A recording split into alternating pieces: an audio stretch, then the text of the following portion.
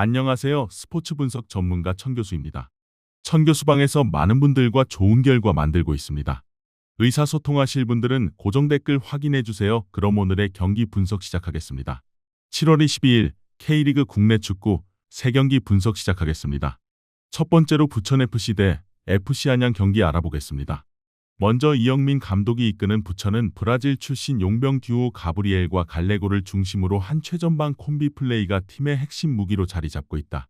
가브리엘은 페널티 박스 안쪽 공간에서 탱크처럼 묵직하게 버텨주는 등지기 플레이에 강점을 보이며 이를 통해 갈레고와 김민준, 성신, 티아기뇨, 안태현 등 주변 동료들에게 슈팅 공간을 열어주는 스크린 플레이가 일품인 자원이다. 갈레고 역시 골 결정력과 문전에서의 위치 선정 능력이 뛰어나 가브리엘이 만들어주는 공간을 놓치지 않고 정확하게 마무리하는 역할을 수행하고 있다. 부천은 이러한 가브리엘 갈레고 콤비를 중심으로 상대 수비 조직의 약점을 집요하게 파고드는 공격 패턴을 팀 전체적으로 완성도 있게 구사하고 있다. 결국 부천은 최전방 용병 듀오의 개인 능력과 조직적인 스크린 플레이가 결합되며 상대가 어떤 수비 대응을 갖추더라도 위협적인 공격 전개를 만들어낼 수 있는 팀으로 평가받는다. 이어서 유병훈 감독이 지휘하는 안양은 경기 도중 최종 수비 라인과 미드필더 라인 사이 간격이 순간적으로 태평양보다 넓게 벌어지는 구조적인 불안 요소를 지속적으로 노출하고 있다. 이러한 수비와 미드필더 사이 공간의 균열은 상대 공격진에게 슈팅과 결정적인 어시스트를 동시에 허용할 수 있는 치명적인 빌미를 제공하고 있다. 엘라쿠노는 중원에서 활동 범위가 넓은 자원이지만 라인 간 간격 조절에 있어서는 아직 완성도가 떨어지는 모습을 보이고 있다. 최건주는 최전방에서 저돌적인 침투와 마무리 능력을 갖춘 자원으로 안양 공격의 중심축 역할을 수행하고 있지만 팀 전체의 수비 불안이 해소되지 않는다면 그의 득점력만으로는 승부를 뒤집기 어려운 구조다. 결국 안양은 라인 간 간격 조절이라는 근본적인 문제를 해결하지 못한 채 이번 경기에 임하게 될 가능성이 높으며 이는 곧 실점 위기로 직결될 공산이 크다.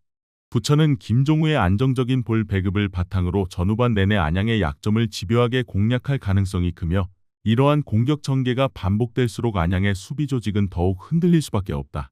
결국 구조적인 수비 약점을 안고 있는 안양보다는 확실한 강점을 갖춘 용병 듀오를 앞세운 부천이 홈에서 안정적인 주도권을 쥐고 경기를 풀어갈 가능성이 높다. 이번 경기 부천FC 승을 추천합니다. 핸디 언어버 및 최종 조합은 고정 댓글 링크를 통해 가족방에서 확인해주세요.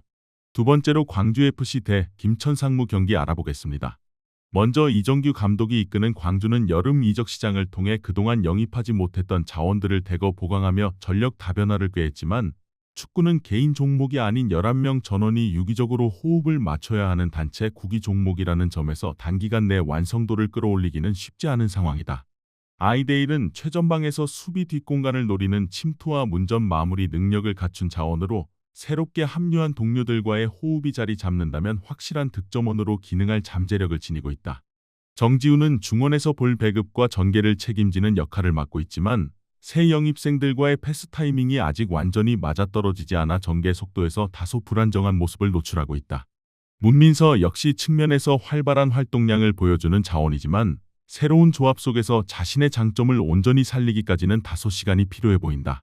결국 광주는 개인 기량 자체는 보강되었지만 새로운 선수단으로 새롭게 조직력을 만들어내야 하는 과제를 안고 있어 이번 경기에서 완성도 높은 경기력을 기대하기는 어려운 상황이다. 전방 압박 대응과 수비 라인 간격 조절에서도 아직 손발이 맞지 않는 장면이 나올 가능성이 커 초반 안정감을 찾는 데 애를 먹을 수 있다. 이어서 주승진 감독이 지휘하는 김천은 직전 강원 원정 경기에서 주전 미드필더 이수빈이 레드카드를 받고 퇴장당하는 악재를 겪었지만 박태준과 김희석, 임덕근 등 이수빈의 공백을 메울 수 있는 자원들이 다수 포진되어 있어 전력 손실이 크지 않은 상황이다. 박태준은 중원에서 왕성한 활동량을 바탕으로 세컨드볼 경합에 적극적으로 가담하며 이수빈의 부재를 충분히 메울 수 있는 기량을 갖춘 자원으로 평가받는다. 고재현은 최전방에서 저돌적인 돌파와 마무리 능력을 겸비하고 있어 김천 공격진의 확실한 해결사 역할을 수행하고 있다. 이건희 역시 넓은 시야를 바탕으로 한 정교한 패스로 공격 전개의 완성도를 높이는 데 기여하고 있으며 팀 전체의 균형을 잡아주는 핵심 연결고리 역할을 맡고 있다. 무엇보다 김천 선수단은 군인팀 특성상 개인 여가 시간 없이 문경 국군체육부대에서 개인 훈련을 병행하며 군 복무 기간 내내 오직 축구에만 전념할 수 있는 환경을 갖추고 있어 팀 전체의 조직력 완성도가 매우 높은 수준으로 유지되고 있다. 결국 새롭게 조직력을 다져야 하는 광주와 비교했을 때 김천의 팀 응집력과 전술 이해도는 상대적으로 훨씬 안정적인 수준이라 할 수 있다. 광주는 새 얼굴들의 호흡이 아직 완전히 자리 잡지 못한 상태라 김천의 조직적인 압박과 전개에 고전할 가능성이 크며 후반으로 갈수록 이러한 격차가 더욱 두드러질 것으로 보인다. 결국 팀 조직력과 선수단 운영 환경 모두에서 우위를 점한 김천이 원정임에도 불구하고 이번 매치업의 주도권을 쥘 가능성이 높다. 이번 경기 김천 상무승을 추천합니다. 핸디 언어버 및 최종 조합은 고정 댓글 링크를 통해 가족방에서 확인해주세요. 마지막으로 FC 서울 대 포항 스틸러스 경기 알아보겠습니다. 먼저 김기동 감독이 이끄는 FC서울은 EPL 무대에서도 주목받고 있는 중앙 미드필더 손정범을 앞세워 중앙 지역에서 측면 공간으로 대각선 침투에 들어가는 전형적인 메잘라 형태의 움직임을 적극적으로 활용하고 있다. 손정범이 순간적으로 페널티 박스 측면 하프스페이스 공간을 파고드는 순간 박스 안쪽에 자리 잡은 골잡이 클리말라에게 결정적인 어시스트를 공급하는 패턴이 서울의 대표적인 득점 루트로 자리 잡고 있다. 클리말라는 반박자 빠른 슈팅 감각과 문전에서의 위치 선정 능력이 뛰어나 이러한 연계 플레이의 마무리 역할을 확실하게 수행하고 있으며 최근 컨디션 회복과 함께 마무리 완성도까지 함께 올라오는 추세다. 안데르손과 정승원은 중앙 지역으로 침투에 들어가는 움직임을 통해 상대 수비 조직의 시선을 분산시키는 역할을 맡고 있으며 손정범의 하프스페이스 침투와 맞물릴 경우 수비진의 마크 기준점을 완전히 흔들어 놓는 효과까지 만들어낸다. 바베치 역시 측면에서의 활동 범위가 넓어 크로스와 컷백 모두에서 위협적인 옵션으로 기능하며 서울의 공격 전개의 다양성을 더해주는 자원으로 평가받는다. 결국 서울은 메잘라 전술을 중심으로 한 유기적인 연계 플레이를 통해 포항의 수비 조직을 파이널 서드 부근에서부터 흔들어 놓을 가능성이 매우 높다.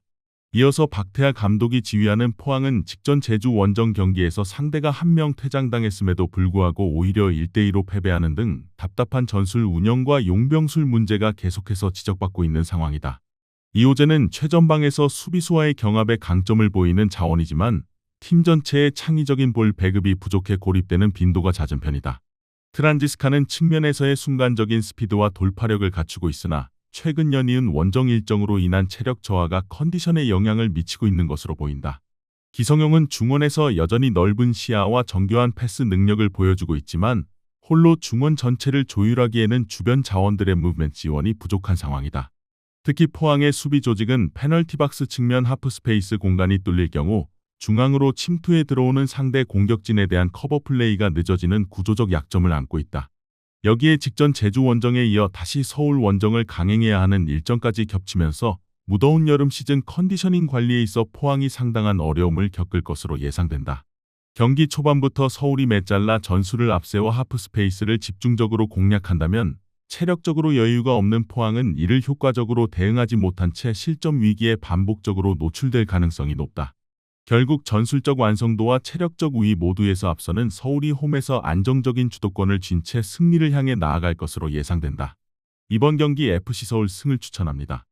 핸디 언어버 및 최종 조합은 고정 댓글 링크를 통해 가족방에서 확인해주세요. 시청해주셔서 감사합니다. 천교수 가족방 입장은 영상 하단 고정 댓글 확인해주시기 바라며 구독과 좋아요 알림 설정 부탁드리겠습니다. 감사합니다.